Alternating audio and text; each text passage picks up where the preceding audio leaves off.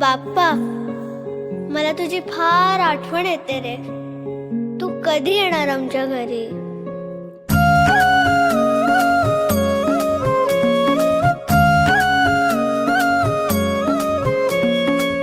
देवा तुझ्याच साठी उघडून दार, वाट पाहून झाली फार.